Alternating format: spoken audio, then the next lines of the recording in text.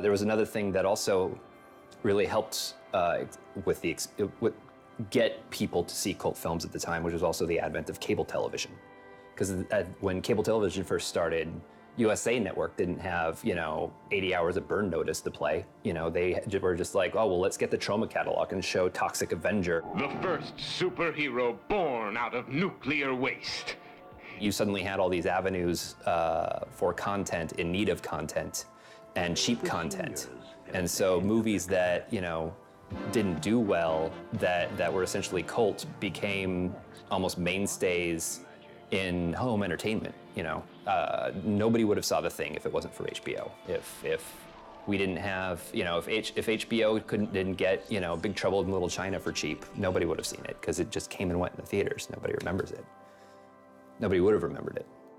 They would show them at 12 too, like you would see The Creature, some off-the-wall knockoff of an alien movie, and they would show that on Showtime because they would have filler. It would basically be filler TV. They made their money during prime time and during the afternoons and boxing and everything else. So yeah, there's a lot of the offshoot movies that I probably would have never seen if it hadn't been for 24-hour cable networks like Showtime and HBO and then Cinemax and on.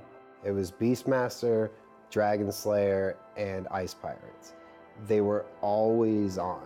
And because they were always on, in my mind, those were huge movies. Those were like Star Wars big. Like everyone has seen these movies.